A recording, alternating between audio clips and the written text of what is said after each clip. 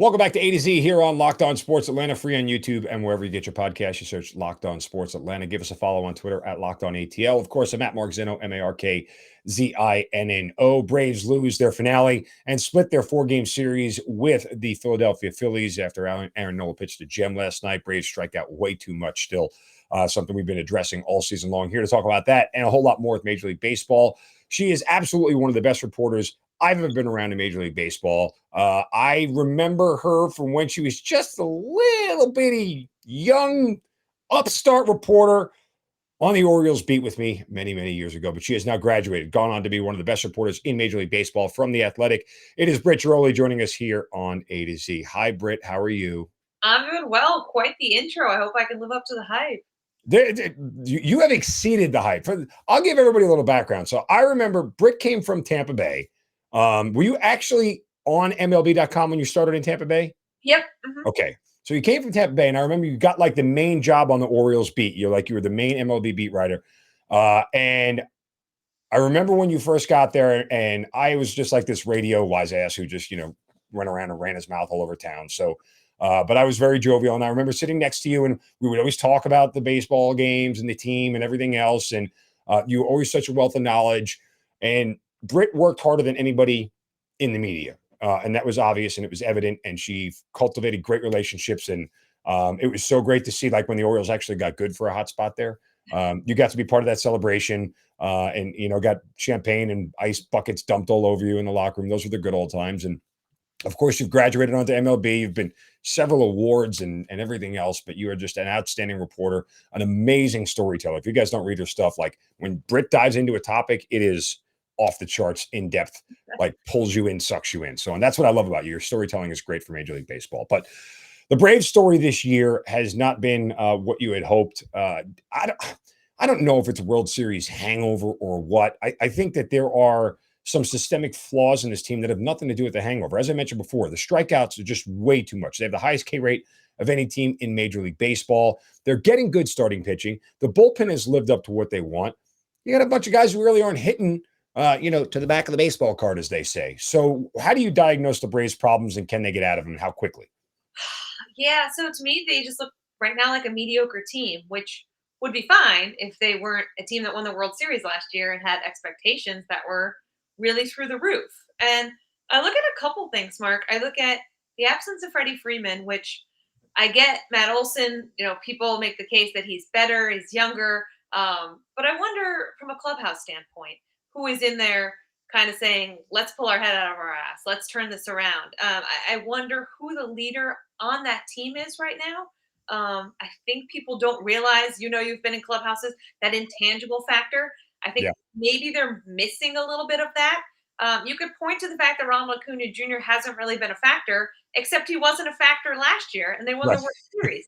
So it's really hard to say, we need Ronald Acuna Jr. As you said, the strikeouts are an issue. The offense is very mediocre. To me, the biggest issue has been consistency. They'll play 2 really good games, and then they'll lose. They haven't won more than 2 games in a row, which is a mediocre team, right? Good teams go through really bad stretches. They look at certain points like they're never going to win again. The Braves didn't always look like this World Series winner last year. But they have these good stretches where they win 10 of 12. They win 6 of 7. We haven't seen the Braves reel off anything like that. They haven't been able to be consistent.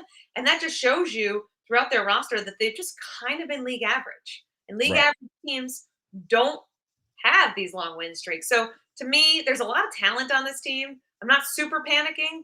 I think if you look at the team above them, the team leading the division in the Mets, there's a lot of holes there. They're missing Jacob deGrom. They're missing Max Scherzer. How much longer can they do that? They have a really tough stretch out on the West Coast coming up. So there is an opportunity for the Braves to make up some space here before we get into the second half of the season. But they've just got to put it together more consistently. And I don't know what the answer is because there is talent in there. I don't know if you can just snap your fingers and say, we need a leader, you be the leader, right? I just don't think it works like that. So I'm curious to see if that Freddie Freeman-sized hole ever really gets filled. All right, a couple of things. One, again, the Braves do have a soft stretch coming up against the Rockies, the A's, the Pirates, and the Nationals. So I put June 15th. This was about 3 weeks ago. I put June 15th as a date on the wall where they need to be above 500. When they finish that series with the Nationals, if they're not above 500, that's when I'm officially going to push the panic button. But I do want to address what you talked about with the clubhouse, because your colleague at The Athletic here in Atlanta, Jeff Schultz, wrote a column the other day about Jeff Francoeur, who does the TV broadcast for the Braves, talked about the Braves needing an a-hole in the locker room last year. Jock Peterson was that guy. A couple of years ago, it was Josh Donaldson. Now, I push back on that a little bit, and I certainly understand the point, but I think that person is more pivotal when you haven't won a World Series. Like, everybody in that locker room knows, everybody in that clubhouse knows exactly what it takes to go win a World Series, right? There's nobody there, with the exception of Matt Olson, there's nobody there who didn't go through all this last year and knows exactly what you need to do to play high-level baseball. Like, that part to me is troublesome. I get the idea of needing a leader, and Freddie's veteran presence. I asked the question from the beginning, how much are they going to miss him from that standpoint? You know what they really need more than anything? They need a Nick Markakis. And you know Nicky like I know Nicky. They need a Nick Markakis is what they need. But, I mean, seriously, though, about the whole leader in the clubhouse thing, I get it, but come on. These guys, I feel like that's an excuse at this point after you've won the World Series the previous year. Yeah, I mean, there's something to that. I also think people don't realize how hard it is to win again. I mean, I saw it in DC covering the Nationals in 19. The problem is everybody is exhausted and you lose a month of your offseason. No one's going to complain because you won the World Series, but it is really tough. The season started on time this year. You've got relievers that were stretched to the max. You've got position players that never played that much that hard in really meaningful games in late October. And so there is a little something, not to the hangover, but to just the emotional, physical, mental fatigue of something like that I don't think people realize. The Yankees dynasty back in the late 90s, early 2000s, the last team that won back-to-back, to go to the National League, those, you got to go back to like the 1970s with the Reds. The Reds, right? Really, really tough to do, and I don't think people realize that either. So many things had to go right for the Braves, just like in DC with the Nationals. So many things had to go right. So many guys had to play kind of above their skis. And what are the chances of that happening again? Like, baseball is a cruel, cyclical game, and I think that there's definitely an element of that with the Braves as well. You mentioned the Mets, and the one question that everybody keeps asking is, when are the Mets going to Mets, right? Like, it's we feel like it's inevitable. And it's hard to Mets when you have Jacob deGrom, Max Scherzer, but as you said, they don't have those guys right now. But still, they're finding a way to win ball games. Outside of the starting staff, what has made the Mets much of a better, more consistent team this year? Well, a couple things. First, their lineup has been the most improved lineup in baseball, I think. You look at how they've been able to make contact at just a ridiculous clip, and that's helped. I think teams that we know that teams in the playoffs that advance are the teams that don't strike out very much. So you mentioned the Braves strikeouts, and that's something that's going to come into play. When you look at the baseballs this year and the fact that, they probably are more dead, just making contact is going to be a lot more important. It's going to up your chances versus that all or nothing, like home run or strikeout kind of approach. I think the Buck Showalter effect, you can't discount that. They have won games based off of insane rules that only Buck knew. So I think that's something as well. Like, he's really good, as you know, at steadying the ship. So they lose Jacob deGrom, they lose Max Scherzer. He's not a guy who's going to panic. He's going to kind of pull them in and say it's us versus everybody else.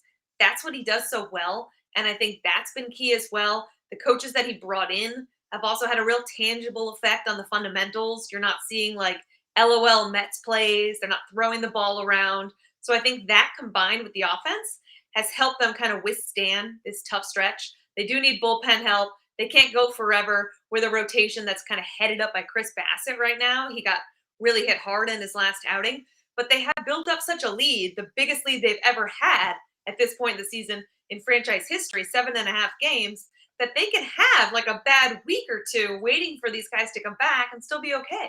You realize, outside of the Buck Showalter effect, when you say it's the biggest lead they've ever had, it only just means the collapse is like imminent. Like it would be on par for the Mets to have the biggest lead they've ever had and still not win the NL East title, but a different conversation. And the Buck Showalter thing is huge, and you know that better than anybody, as do I, from his time in Baltimore. He just has such an innate ability to make players better. And make everybody better around each other. It's the weirdest thing.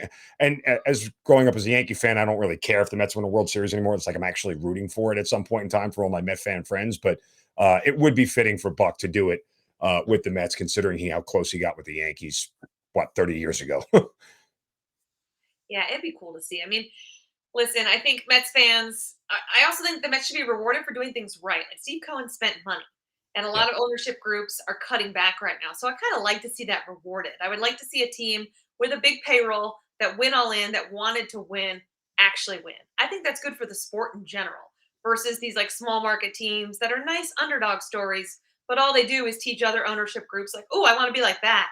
How can Yeah. we slash our Right. payroll to 70 million and become the Tampa Bay Rays, right? So I do think that on a larger scale, the Mets being good is good for baseball. As much as Braves fans and people listening to this are like, "Shut up, Brittany. They're in the NL East." I do think I know. overall, from a macro level, it is No, good. 100%. Yeah. I mean, look, Braves fans are not happy with the arbitrary budget that Liberty Media has imposed on this franchise, because again, they could go out and sign a high level free agent that really pushes them like heads above everybody else, similar to what the Yankees and Dodgers do. You mentioned big payrolls.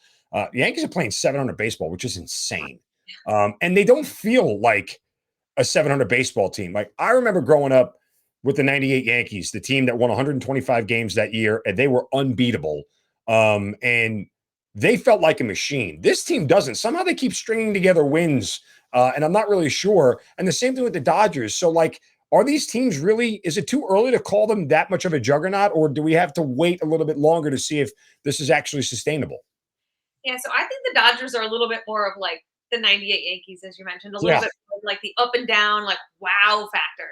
The Yankees right now, Nestor Cortez Jr. has been one of their best pitchers, right? Like, so they're not that team at all. They're a team that's really overperformed. And I think people thought they were going to be good, but nobody thought they were going to be this dominant. And they really are the most dominant team in the American League, the first team to reach 30 wins. The Dodgers were the first team in the National League to reach 30 wins. A couple things to me kind of stand out about this staff. As a whole, they're all using cutters a lot more, and that goes for Garrett Cole all the way down to Nestor Cortez. The cutter usage of each guy individually has really been upped, and you're seeing a lot of success in the Yankees pitching staff as a result. I mean, you always talk about Judge and Stanton when we're talking about the Yankees, and like, yes, it is important. Yes, Aaron Judge has probably played himself into an even bigger contract than the one he turned down with the Yankees, right? But I think we can all agree that if they don't pitch, if this rotation doesn't hold itself together, they are going nowhere. And so I think when you look at the starting staff and you look at the difference in how they're approaching and attacking hitters, that to me makes this seem more sustainable than like a hot month by Aaron Judge. Yeah, you mentioned the cutter, and I've said this for years, uh, and it was particularly when it comes to relievers and closers. Nobody ever hung a cutter, right? Nobody. Mark Wallace hung a slider. Look what happened. Right? Sorry, Braves fans, I had to bring it up, but I mean, that's where guys get beat. If you miss on a cutter, guess what? Guys may make contact, but it's not a guarantee that they're going to loft the ball 350 feet. And I think that's a really smart approach, because your mistake pitches aren't as bad as they are when you do sliders or curveballs or breaking pitches or whatever. Yeah, and it just seems like everything the Yankees are doing right now, and again, it's only Memorial Day weekend. This is kind of how front offices say, okay, well, now we can like look at stats, right? Like now the sample size is big enough that it matters. So it is very early. The Yankees are one of the older teams in baseball. Injuries are always going to be a concern with that kind of a roster. But it seems like everybody they bring in sort of fits right now. I mean, they get Matt Carpenter, not even sure he's going to play. Then he gets added to the lineup, ends up scoring some runs in, having a part in that win.